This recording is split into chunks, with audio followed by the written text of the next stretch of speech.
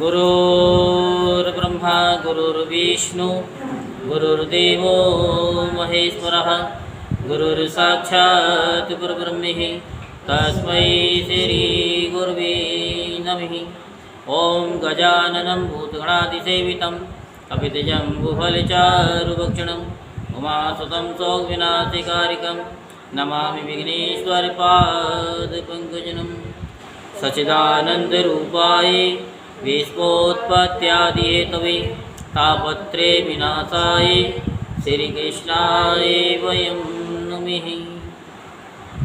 आज हम आपको श्रीमद्भागवत महापुराण के 12वें स्कंद का 11वां अध्याय सुनाएंगे।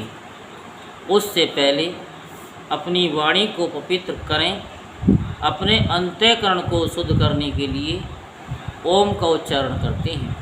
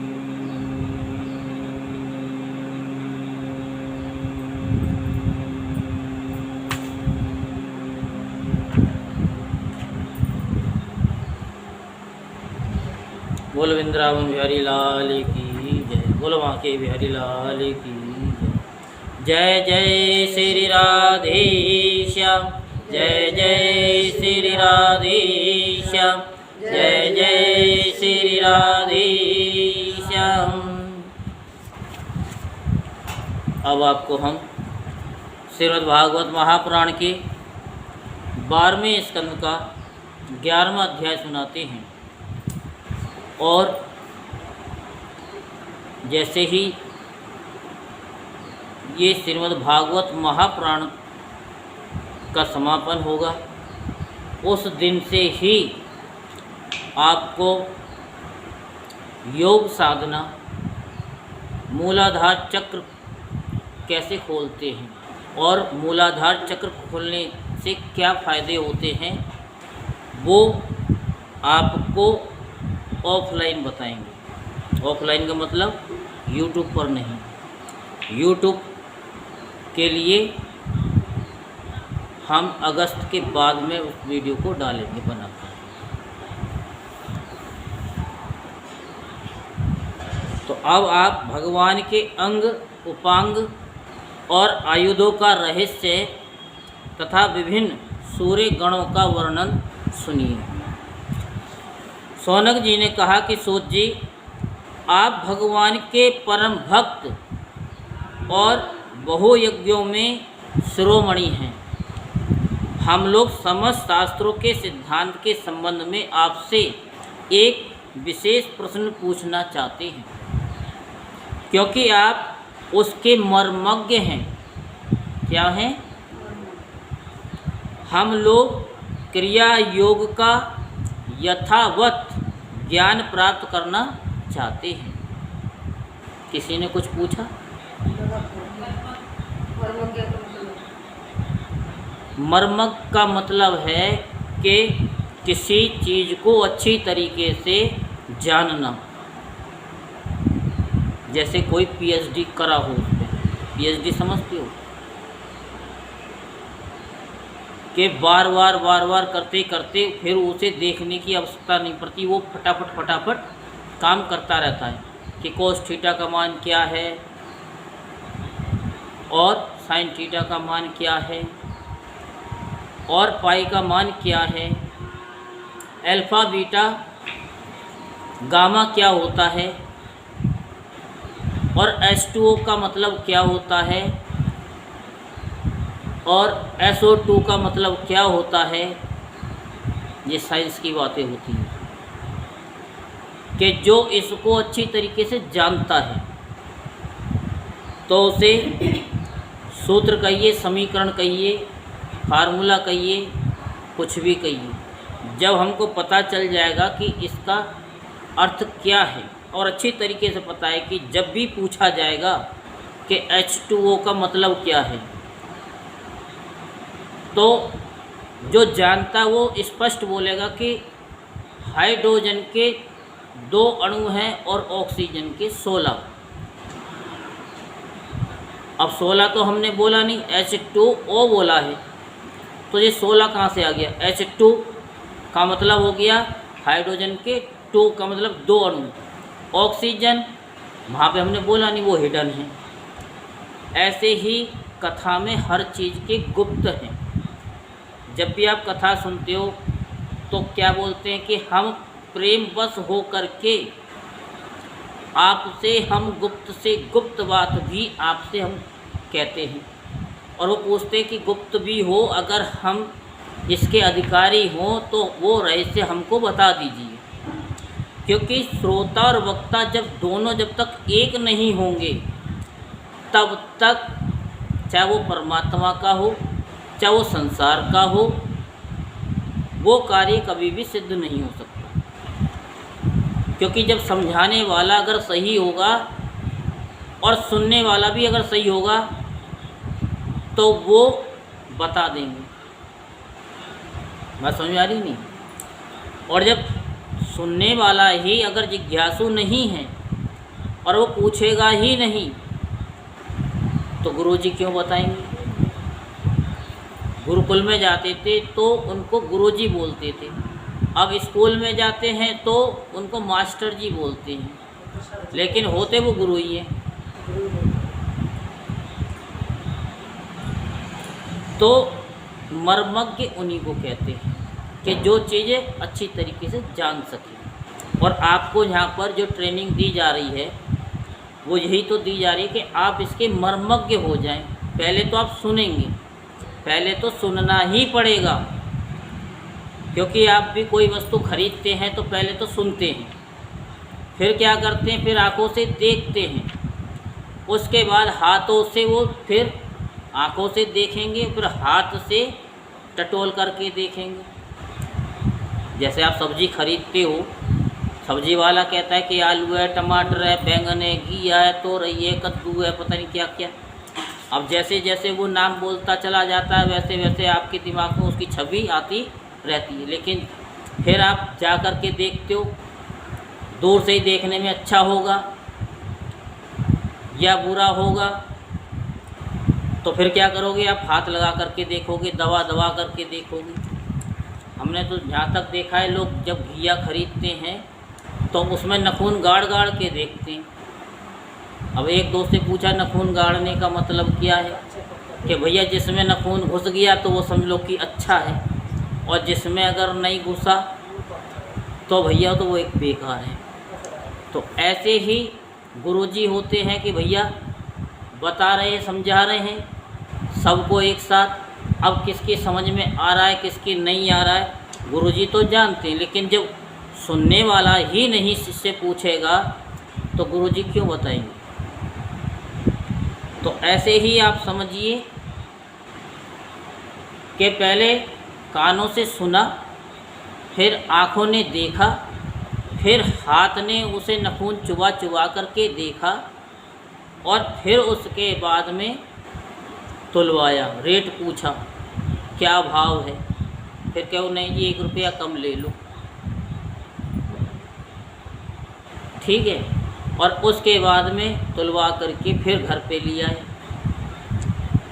फिर उसको धोया भी, पता नहीं क्या क्या करते हैं, ये तो फिर आप आगे जानिए।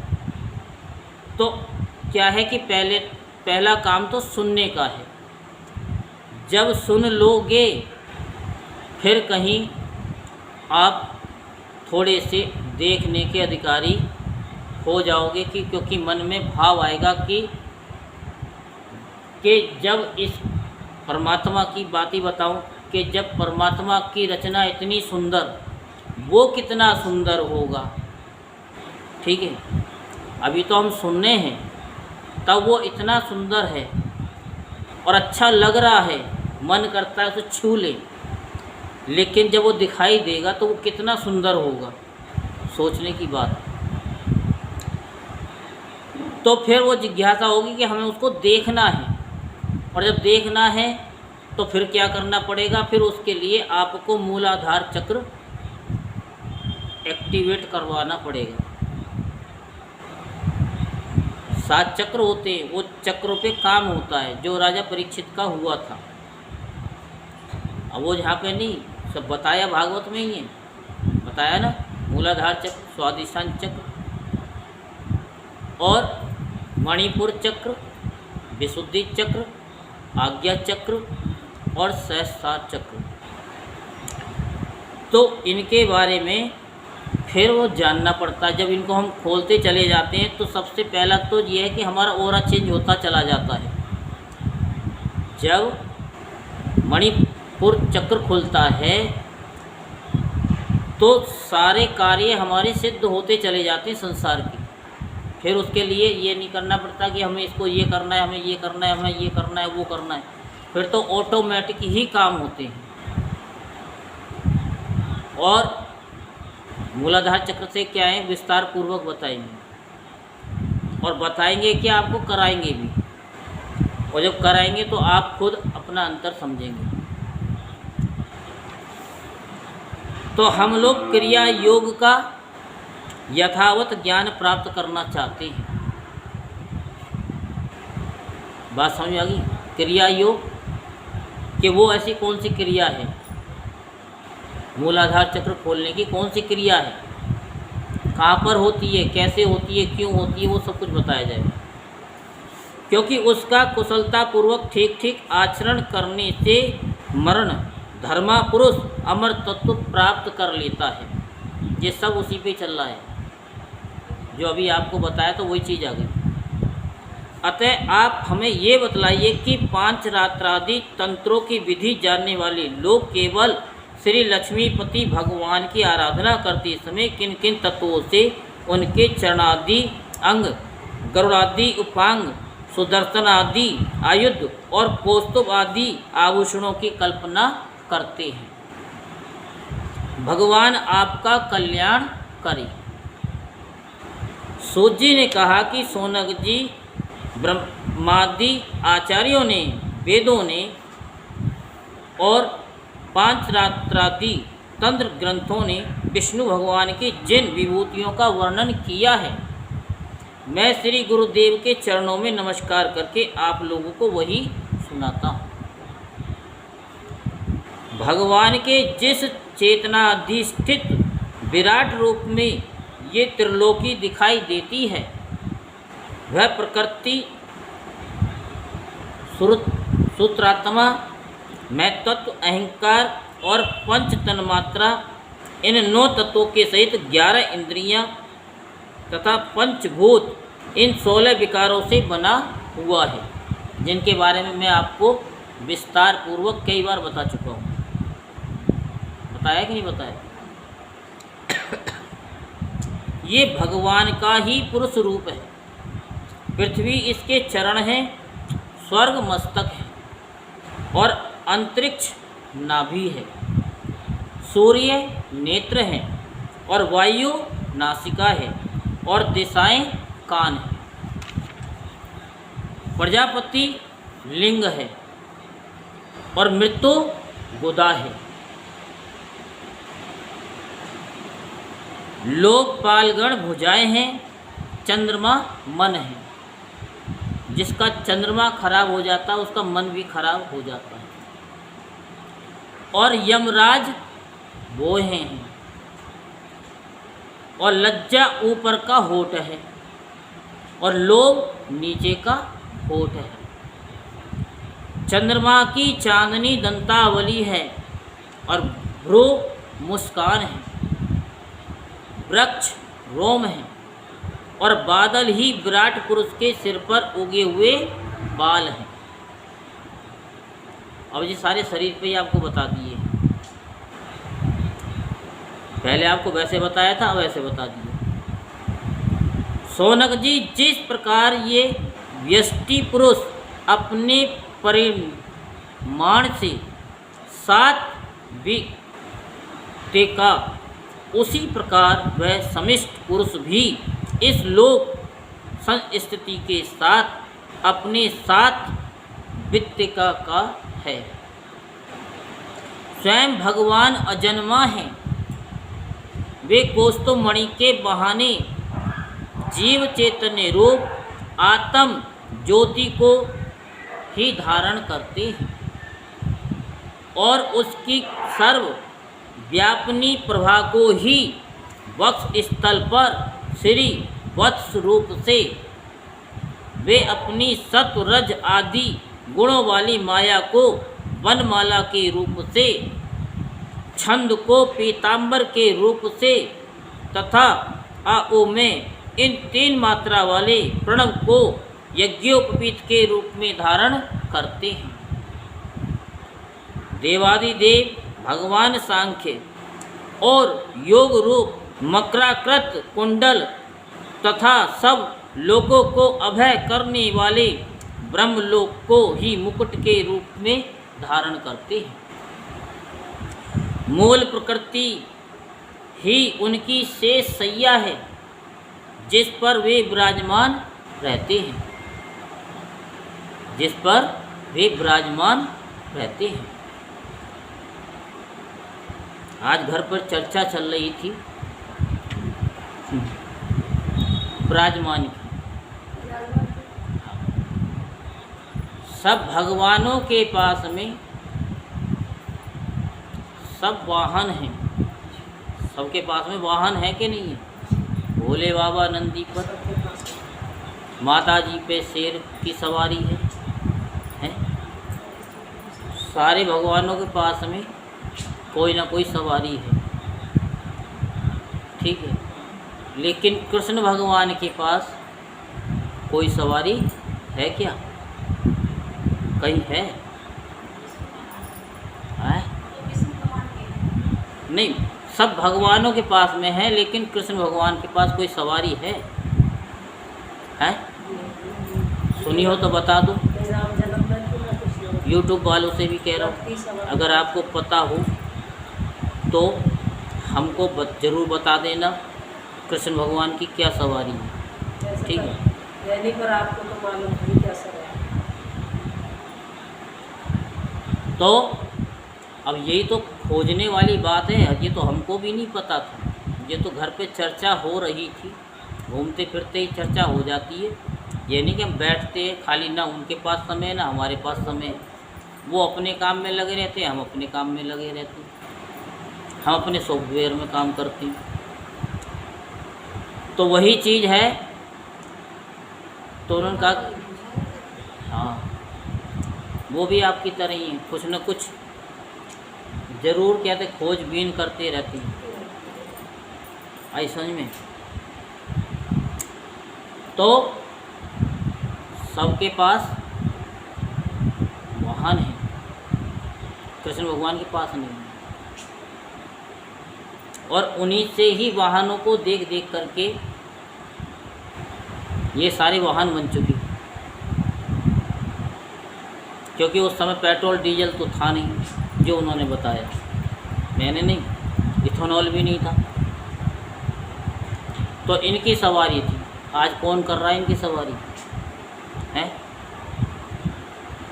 भाई, घोड़े की सवारी तो ज़रूर हो जाती है, नीले घोड़े वाले की लोग कर लेते, बहुत ही कम करते।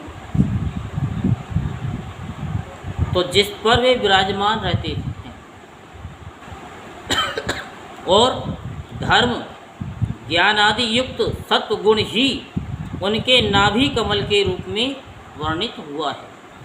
वे मन, इंद्रिय और शरीर संबंधी शक्तियों से युक्त प्राण तत्व रूप कौमोद की गदा, जल तत्व रूप पांचजन्य शंख और तेजस तत्व रूप सुदर्शन चक्र को धारण करते हैं।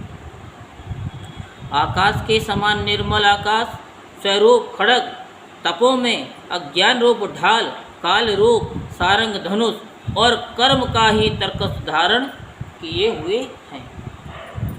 इंद्रियों को ही भगवान के बाणों के रूप में कहा गया है। क्रिया शक्ति युक्त मन ही रथ है, तन मात्राएं रथ के बाहरी भाग हैं और वर अभय आदि की मुद्राओं से उनकी वरदान, अभय दान आदि के रूप में क्रियाशीलता प्रकट होती है। सूर्यमंडल अथवा अग्निमंडल ही भगवान की पूजा का स्थान है। अंतःकरण की शुद्धि ही मंत्र दीक्षा है। अंतःकरण की शुद्धि वही मंत्र दीक्षा है। यह नहीं कि कान में फूंक मार दिया तो सब कुछ ठीक हो गया, नहीं। पहले गुरुजी क्या होते थे कि बरसों पीछे भगाते थे, तब गुरु मंत्र देते थे। अब तो क्या कि बस कह दो कि हमें गुरु मंत्र लेना है, आजा बच्चा। 2012 में सब लोग लाइन में लगे हुए थे, पता है आपको? हमने कि हम तो देते ही नहीं। एक आदर्श नाम का लड़का था, वो तो हमेशा ही पीछे पड़ा रहता था। हाँ, तो क्या है कि गुरुजी दीक्षा दे दो, गुरु मंत्र दे दो। मैंने कि हम ऐसे नहीं देते। पहली बात तो हमें 15-16 साल तो 2012 में बोला कि तब से नहीं देते, क्योंकि जितने शिष्यों को आप संभाल सकते हो उतना ही क्या थे आप गुरु मंत्र दो। अब ये तो है नहीं कि बीज किसान का है भैया जहाँ मर्जी फेंक दो। भाई बीज भी तो बहुत महंगा आता है, तो फ्री का तो आता नहीं। हम लोगों की तपस्याएं चली जाती हैं। एक जरा आपने तो सुन लिया ओम नमः शिवाय क्या दिया है, ओम नमो भगवते वासुदेवाय है, श्री राम जय जय राम है, या ओम नमो भगवते वासुदेवाय। भाई ये 5-6 मंत्र ही हैं। श्री शिवाय नमस्तुभ्यम है, बस। उन्होंने सोच लिया क्या है ये, अब ये नहीं पता ये तो सबसे बड़ा एक्टिवेट है। आप अपने मोबाइल को ले लो, अगर उसमें पैसे ना डालो, रिचार्ज ना कराओ, कह दो हमने तो एक बार सिम ले ली, हमें तो रिचार्ज करने की ज़रूरत नहीं है, क्या कोई सॉफ्टवेयर आपका काम करेगा? नहीं करेगा, उसे तो बार बार रिचार्ज करना पड़ेगा। तो ऐसे ही शिष्य को बार बार गुरु के पास आना ही पड़ेगा। जब तक फेस टू फेस होकर के बात नहीं बोलेगा, जब तक वो साधना नहीं करा देंगे गुरुजी, तब तक वो मंत्र काम ही कैसे करेगा। उसका भी एक तरीका होता है। क्यों नहीं, हमारे तो बहुत बड़े गुरुजी हैं। ठीक है जी, गुरुजी हैं तो अच्छा है, जाओ मिल आओ। क्या नहीं, वो तो समाधि में है वर्षों से। ठीक है जी। अंतःकरण जब तक शुद्ध नहीं होगा, वो अंतःकरण शुद्ध कब होगा? जब शिष्य को डांटा जाएगा। जैसे सुनार सोने को तपाता है और कितनी बार उसे पीटता है, और उसके बाद कहीं वो आभूषण